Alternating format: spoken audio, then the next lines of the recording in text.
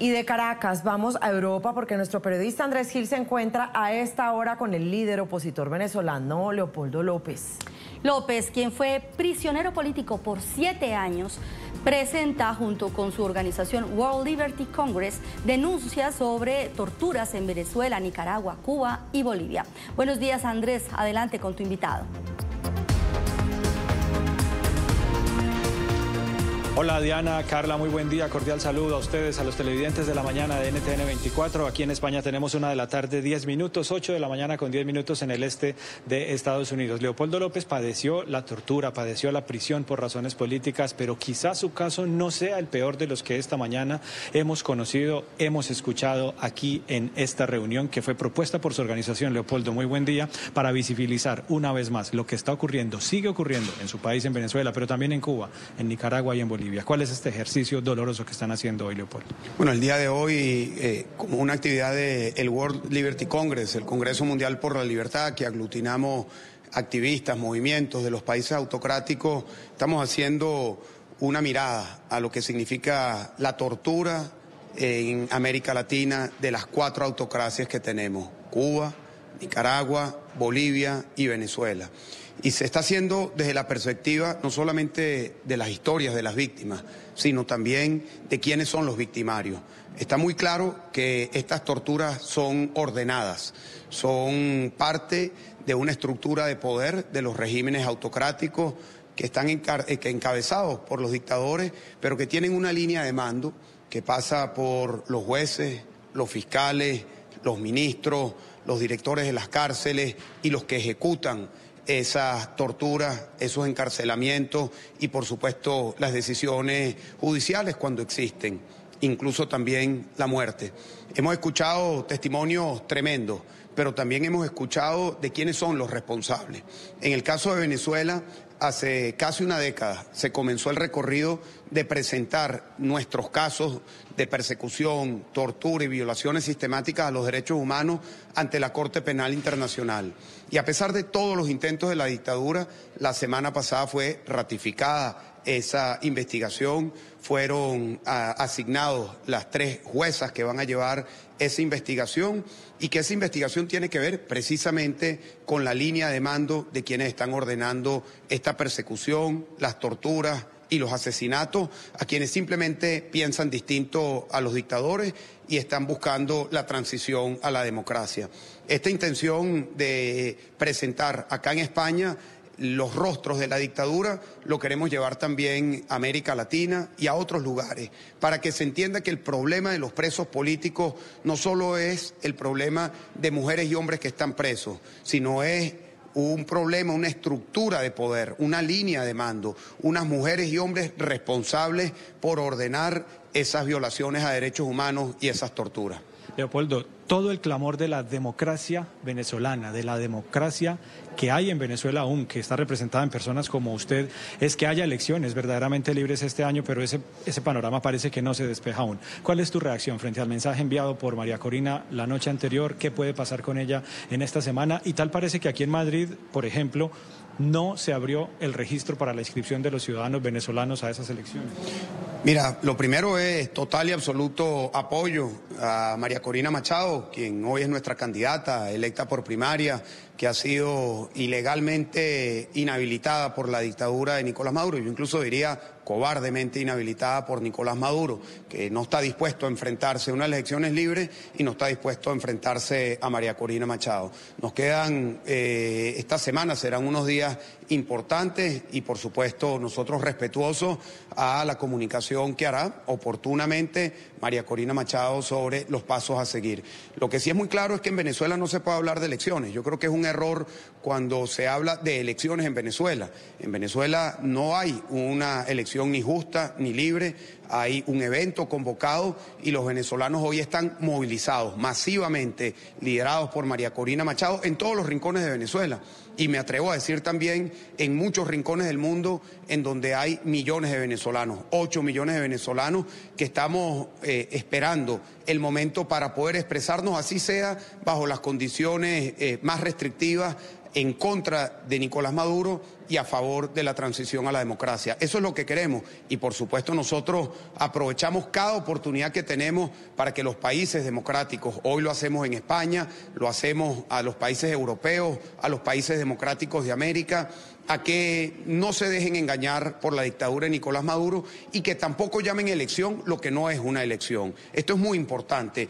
Vimos el fin de semana cómo hubo una farsa electoral, una manipulación absoluta en el caso de Rusia, en donde ya se sabía exactamente lo que iba a ocurrir. Bueno, escenario similar es lo que pretende hacer Nicolás Maduro y lo que se pretende hacer en esta ola de nuevas autocracias, en donde los dictadores buscan una fachada electoral, buscan un ropaje de forma, buscan engañar, buscan presentar una forma electoral, pero que evidentemente cuando no hay ni la posibilidad para que los candidatos se presenten, cuando los candidatos son inhabilitados, perseguidos, torturados, encarcelados e incluso asesinados, como el caso de Navalny en Rusia, pues evidentemente no se puede hablar de una elección. Los dictadores hoy están todos articulados, no en una tendencia ideológica. Yo creo que a veces es un error plantear que este es un tema de derechas y de izquierdas. No, aquí está articulado el nacionalismo ruso, los teócratas de Irán, con el Partido Comunista de China, con la cleptocracia de Nicolás Maduro. Allí no hay ideología, allí lo que hay es una estructura de poder que hoy globalmente se articulan entre ellos, comparten tácticas, comparten leyes, comparten metodología y de este lado quienes queremos la libertad, quienes queremos la democracia, quienes queremos Estado de Derecho, elecciones libres, respeto a los derechos humanos, también tenemos que articularnos. Y eso es lo que nosotros estamos buscando hacer desde el Congreso Mundial de la Libertad y eso es lo que estamos haciendo hoy con este evento acá sobre los rostros de la tortura en América Latina. Leopoldo, usted se reunió esta mañana aquí en Madrid con el expresidente de Colombia, Álvaro Uribe, en momentos en que en Colombia hay mucho revuelo por lo que dijo el presidente Petro el viernes de su intención de convocar a una Asamblea Nacional Constituyente. ¿Usted también tiene una opinión sobre este anuncio del presidente Petro en Colombia de la posibilidad de una constituyente? Mira, lo primero con respecto a este tema, con mucho respeto a los colombianos, pero con mucho respeto, pero también como vecino de los colombianos, como parte de ese pueblo hermanado entre Venezuela y Colombia, que Colombia ha visto el desastre que ha ocurrido en Venezuela, la tragedia que ha ocurrido en Venezuela, y lo ha visto en sus propias calles, en sus pueblos, ha visto cómo millones y millones de venezolanos han salido caminando hacia Colombia y desde Colombia hacia muchos países de América Latina. Y mucha gente se pregunta, bueno, ¿cuándo comenzó este desastre? ¿Cuándo comenzó el desastre de la economía, de las instituciones, de la tragedia humanitaria y del éxodo? Bueno, todo eso comenzó en el año 1999 con la Asamblea Constituyente convocada por Hugo Chávez, porque allí se presentó una ruta que le daba promesas a los venezolanos. La constituyente iba a solucionar la economía de Venezuela, la constituyente iba a traer igualdad, la constituyente iba a generar oportunidades de educación, iba a promover salud, la constituyente iba a lograr la armonía de los venezolanos, la constituyente iba incluso a hacer nacer las matas con mayor fertilidad y que dieran más frutos, la constituyente iba a integrar a los indígenas, iba a eliminar las desigualdades, todo era la constituyente. Llegó la constituyente, cambió la constitución, se cambiaron las instituciones y ese fue el inicio del fin.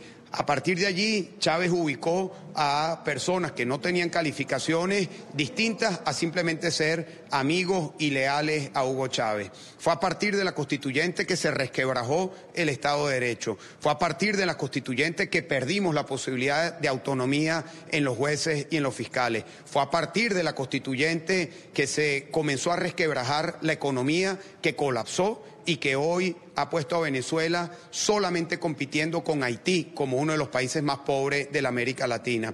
Fue a partir de la constituyente que comenzó a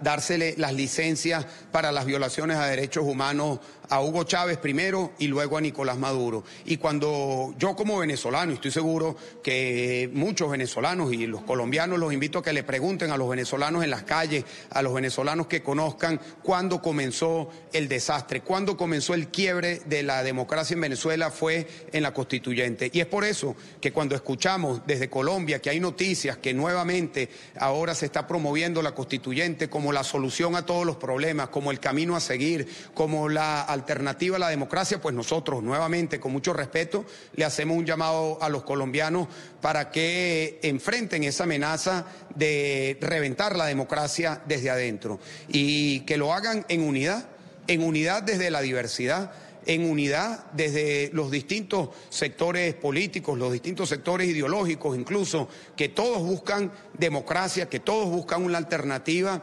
a el desastre que puede comenzar a visualizarse hoy en Colombia, pero que lo hagan también con claridad, porque tienen el ejemplo en Venezuela.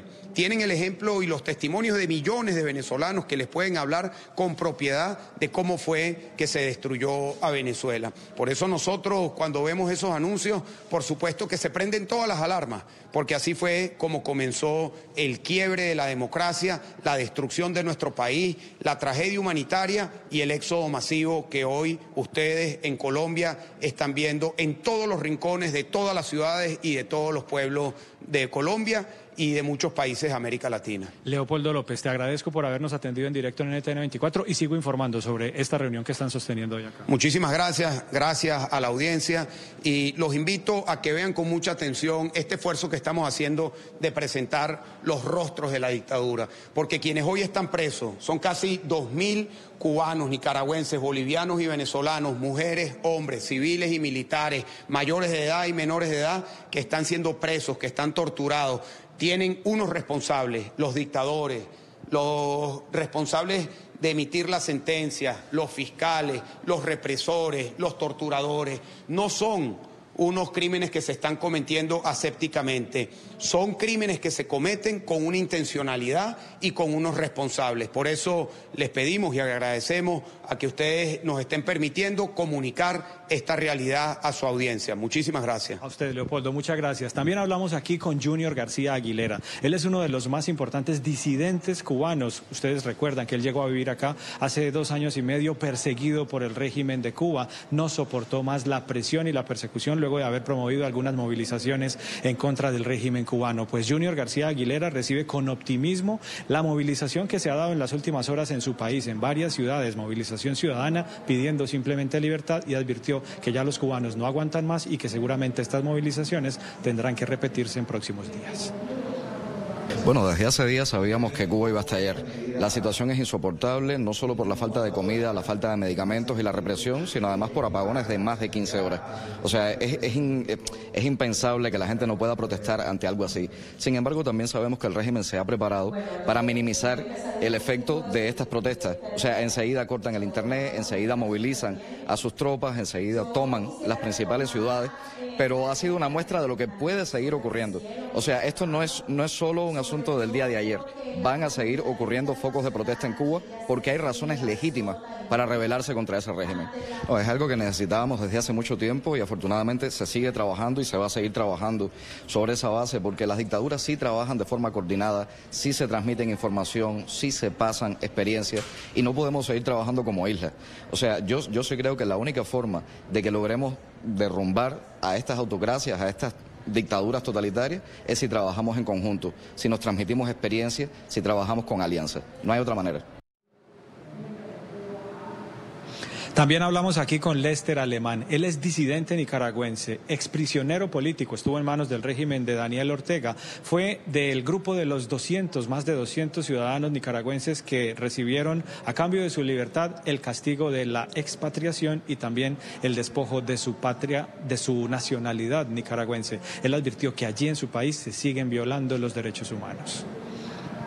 Hay que considerar que en Latinoamérica hay regímenes que se han antepuesto a los derechos humanos, a la libertad, a la justicia, y evidentemente lo que se hace es tocar la puerta y traer conciencia, porque muchas veces, por ejemplo, en el caso de Nicaragua, después de nuestra excarcelación el 9 de febrero, se considera de que todo ha regresado a la normalidad. Todo lo contrario, tenemos 121 presos políticos en condiciones infrahumanas, y para ello, evidentemente, cada vez se hace una puerta giratoria, porque entonces el preso político para estos regímenes se vuelve una moneda de cambio. Y Daniel Ortega considera que su modelo de destierro ahora es muy atractivo también para Latinoamérica en cualquier otro tipo de régimen autócrata.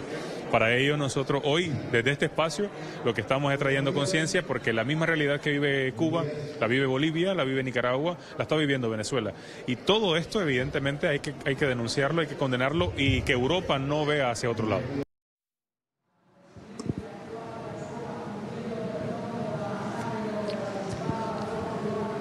También revisamos de inmediato aquí en NTN 24 las declaraciones de Carolina Rivera. Ella es hija de la expresidenta boliviana Yanine Áñez, quien desde hace 3 años es prisionera política en su país. Carolina Rivera presentará esta noche aquí en Madrid el libro escrito por su madre en prisión en Bolivia, un libro que tiene prólogo del expresidente de Colombia, Andrés Pastrana, y que también será presentado esta noche por el propio expresidente Pastrana. Las palabras de Carolina Rivera.